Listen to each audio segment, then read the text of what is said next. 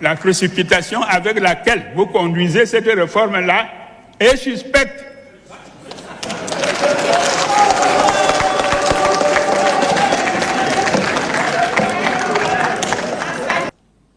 La manipulation des institutions, les scrutins, est une maladie qui tue les États africains. Si ce vice-président doit être nommable et révocable à merci, à souhait. Ça veut dire qu'il n'est pas utile et il n'est pas nécessaire. Il faut une stabilité au niveau de l'exécutif, mais cette stabilité ne s'obtient pas avec le caractère mouvant de l'homme. En regardant la manière dont nous organisons cette affaire, la précipitation est à son comble. Alors qu'il s'agit d'un sujet d'une très grande importance. Je suis très heureux de participer à cette réunion parce que, à hasard de calendrier, fortuitement ou volontairement, on nous fait travailler pendant la semaine sainte. Jeudi, vendredi, samedi saint, et demain, le Seigneur sera ressuscité. Et nous aimerions que, au sortir de ce congrès, le Cameroun soit ressuscité.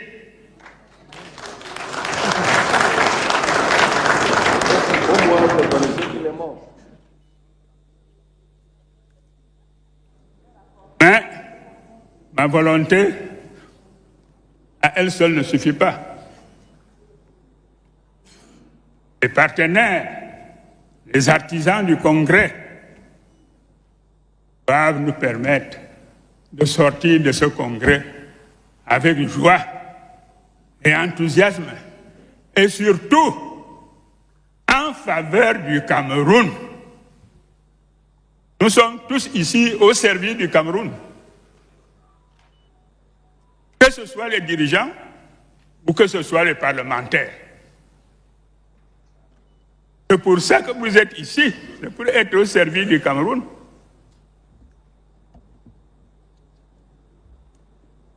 Et je dirais une seule chose, en paraphrasant un critique littéraire du siècle de Louis XIV, qui, après avoir assisté à la représentation des fourberies de Scapin, a fait cette déclaration contre Molière. Dans ce sac où Scapin s'enveloppe, je ne reconnais plus l'auteur du Misanthrope. Ce que nous faisons ici. Moi, je suis assez vieux. J'ai été très enthousiaste en 82, lorsque le mot d'ordre du Parti du Rassemblement démocratique du peuple camerounais était le renouveau national. Renouveau des institutions, renouveau de la démocratie, rectification des mœurs, démocratisation progressive du pays. Maintenant, on nous appelle pour soigner le pays parce que le pouvoir a besoin de soutien pour pouvoir rendre son action très efficace. C'est un problème. Et je trouve cette demande bonne. Quand on ne peut pas porter un fardeau seul, on demande aux frères de venir vous aider pour qu'ils vous aident à porter le fardeau. La demande a été faite. La demande a été faite et elle devait être faite dans les normes, dans le respect du fait que la Constitution actuelle institue la démocratie. La démocratie repose sur deux piliers: le peuple et ses dirigeants. Et c'est le peuple qui désigne les dirigeants. Quand les dirigeants empiètent sur les activités du peuple, ça pose problème. On n'a plus de démocratie, on a tout, sauf cela. Que cette réforme me pose problème. Oui, à la demande d'un vice-président. Mais vraiment, est-ce que le fait de donner un vice-président au président actuel méritait la convocation d'un congrès si ce vice-président doit être nommable et révocable à merci, à souhait? Ça veut dire qu'il n'est pas utile et il n'est pas nécessaire. Il faut une stabilité au niveau de l'exécutif, mais cette stabilité ne s'obtient pas avec le caractère mouvant de l'homme qu'on appelle au secours et qu'on appelle le vice-président. Que la réforme tienne compte de cela. Soyons sérieux. Moi, j'ai cru, en lisant le texte, qu'il s'agissait d'un canular.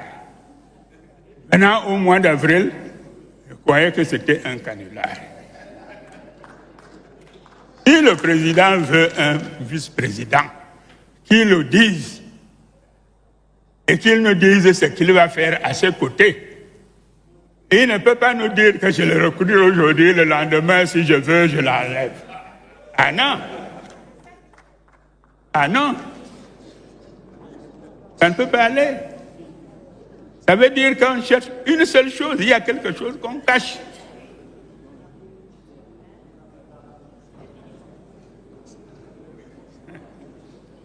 Un président, vice-président, appelé à remplacer le président, c'est-à-dire à gouverner le Camerounais, ne peut pas être taillable et corvéable à merci.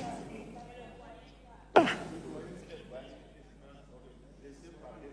Et c'est pour ça, monsieur, que je demande qu'on prenne ce problème au sérieux et qu'on le résolve avec sérieux. Moi, je suis prêt à participer, mais le texte tel qu'il est présenté, je ne vois que un texte qui dit qu'on veut le vice-président. Il va faire quoi? Il va devenir quoi? Il est même quoi? Au sein de nous autres qui sommes aussi nommés. Il est quoi? En quoi il va être plus efficace que ceux qui sont nommés maintenant?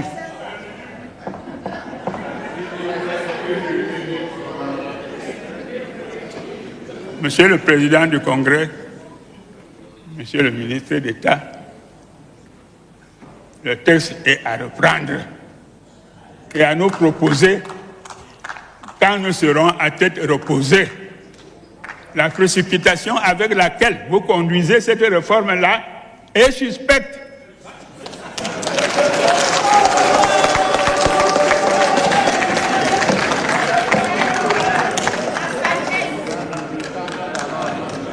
Monsieur le Président du Congrès, je ne veux pas venir sur les articles, les détails et tout ce qui est, parce qu'il y a là à boire et à manger.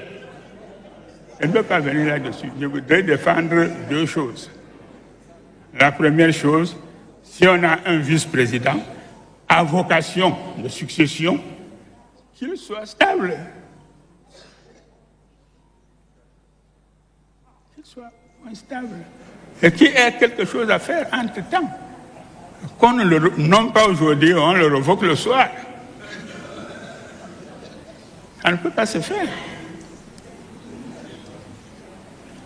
Qu'on dépouille les institutions qui ont fait leur preuve dans le fonctionnement de la démocratie et qu'on donne ça à titre fantaisiste au vice-président.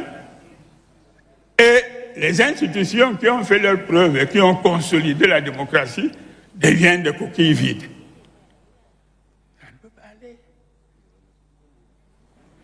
Que notre président dise ce qu'il veut. S'il veut être au pouvoir personnel, parce que s'il nomme aujourd'hui, nous disons oui, le lendemain, nous ne serons pas, il ne va pas demander la permission pour le révoquer. Qu'il dise ce qu'il veut pour gérer ce pays. S'il veut le faire seul, qu'il le dise. Nous allons choisir.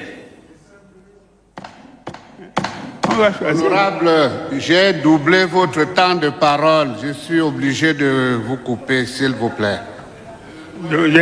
Merci, Monsieur le Président du Congrès. Mais je voudrais dire que nous sommes au service du Cameroun. Vous aussi, vous êtes au service du Cameroun. Et c'est ce Cameroun-là que nous voulons dans la paix.